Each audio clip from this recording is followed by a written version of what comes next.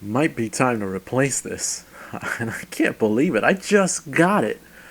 Welcome. If you're new to my channel, consider subscribing. I like to talk about cameras for video and how to use them and all that good stuff. So I would like it if you hit the like button. That would be totally awesome. Today we're going to talk about the EOS R5C. That's kind of like the rumored name. So little background. Canon in 2020 pretty much lit up the camera world when they talked about and released the Canon R5.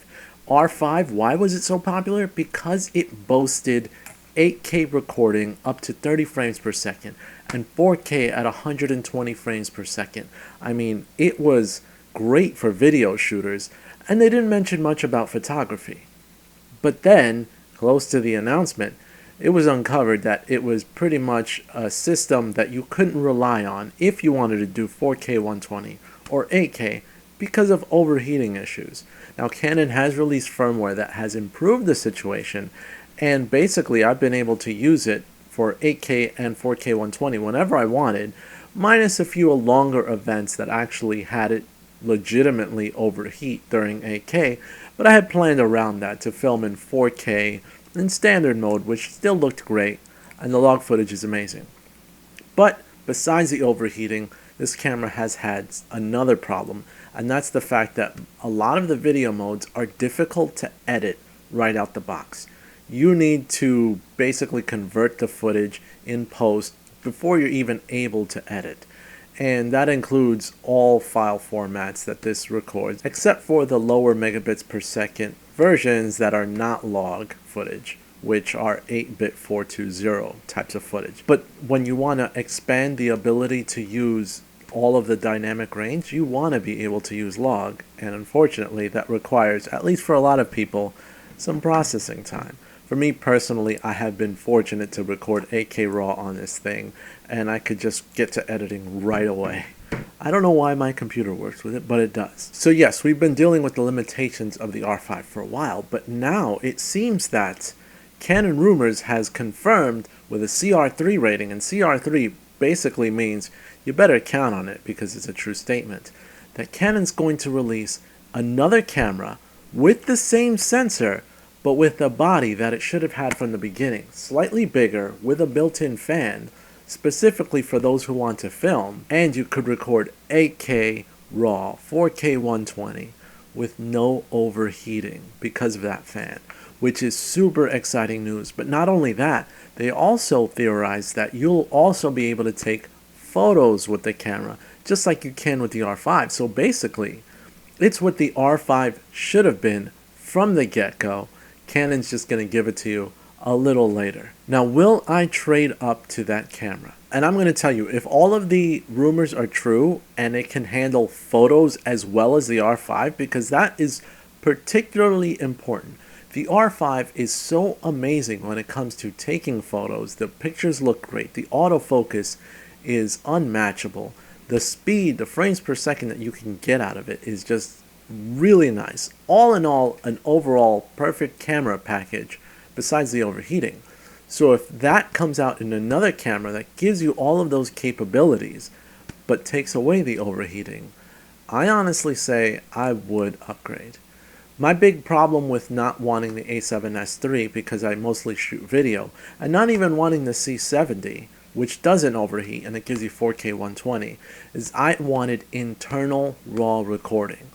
Sure, on this camera it's 8K, but it's manageable for me, especially for my workflow and how I work, which I don't normally record long format videos. Mine are short bursts, or like a music video that I did recently. I'll post the link below and then show you a clip. So those type of videos I can record RAW. I can get away with basically doing the whole shoot in RAW because I've got a 1TB Delkin CF Express card, which works great on the R5. I'll leave a link to that down below. And it's at a great price too. A 2TB is actually less than $1,000, which is hard to find. All in all, R5 is usable, but to have one that just doesn't overheat and that works, and that potentially might have cinema-centric buttons and screws on it, but can take the same type of pictures that the R5 can, that's great. The only thing that would keep me from it would be the handling. If the body itself is not comfortable for taking photos, then I might have an issue, because I do depend on this camera a lot for photos, just as much as I do for video. So if I can't hold it like this comfortably with one hand, take a photo when I need to, and move on, then that's a problem. Cinema cameras themselves, their bodies are a little bit differently, or at least shaped differently than traditional. Usually, like the C70, for example, is a bulky type of camera. It's got internal fans as well, but it's really designed for cinema, so that's okay. Blackmagic Pocket Cinema Camera 4K that I've got in my hands, which includes the 6K and the 6K Pro, are a little bit of a bulkier design. I can still take pictures with this if I wanted to. It's not that bad, but it is a bit bulkier than I would like, especially when it comes to a professional photography shoot. That's something that's important to me. So if it kind of tears away at the photography features to give you more cinema features, I might lean away and not get it. But would I upgrade my R5 to that camera if it actually does photography well? Of course. Well, I'll look into it, but I would sell this and trade up to the R5C, what it's rumored to be, in a heartbeat. And I think you should too, if you consider the specific features that that camera will have, which are the 4K 120, 8K, and 8K RAW, so important to you that you can't afford to overheat. Me personally, thankfully, it's not that crucial, but I still want to be able to record in 4K HQ and in 8K without looking at that timer and worrying, and that's actually worth money. Now, if it costs more, they didn't mention the price, but one would imagine a cinema camera is going to cost more money. The C70 actually costs about $6,000, and the C70 does not have all of the features that the R5 has when it comes to recording modes, such as 8K and 8K internal RAW.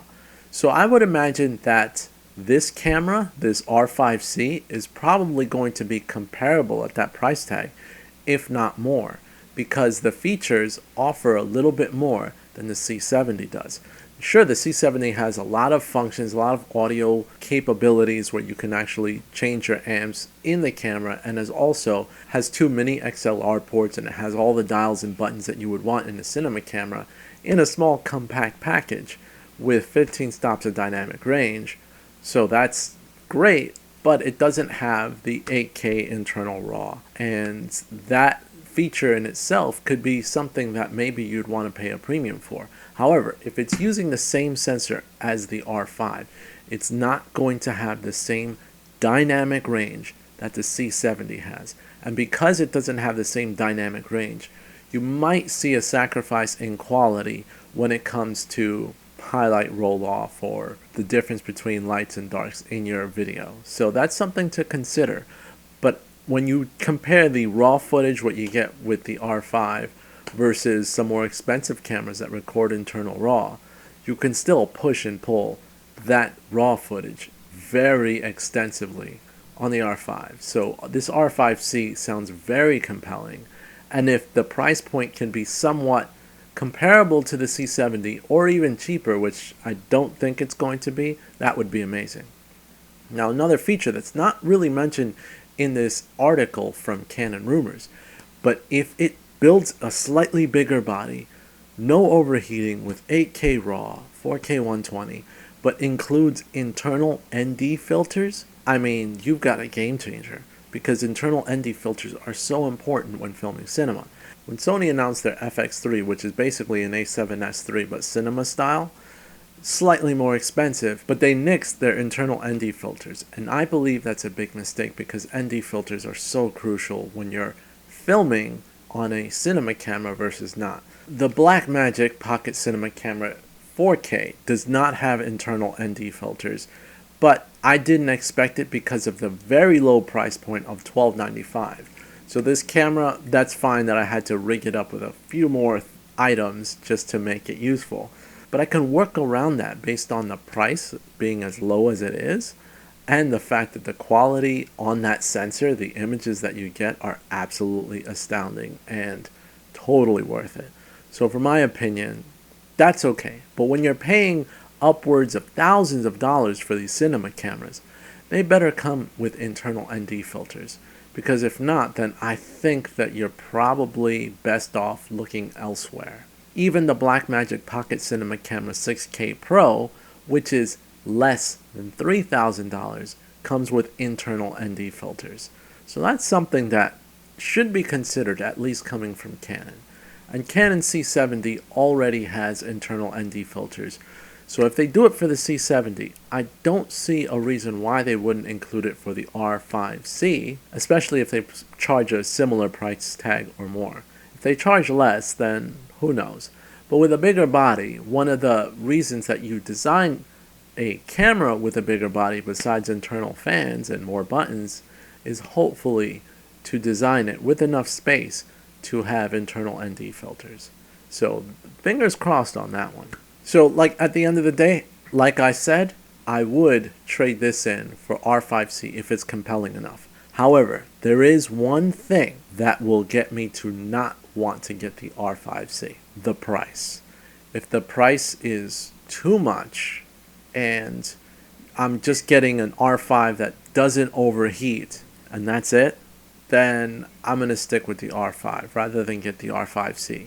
Because overheating issues are few and far between, I'm able to record these type of videos with no overheating. Granted, I'm not using the R5 right now, but in my previous videos and in that music video that I did, I recorded some raw footage, and every time I want to record raw footage, I do with little to no worry, and I edit just fine with it, and I actually do like it.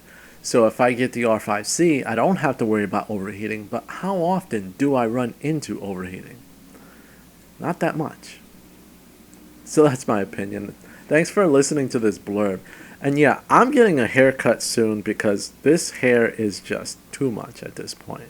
So hopefully I'll have a better hairstyle and my sideburns are much lower next time you see me. But we'll see when that is. My sister's coming this weekend, so I'm excited. Anyway, leave a comment down below. Let me know what you think, if the R5C is worth replacing the R5. And as always, like, share, and you can make my day if you subscribe today. Magnus, and I'm out. See you later next time with more of these videos. Bye-bye.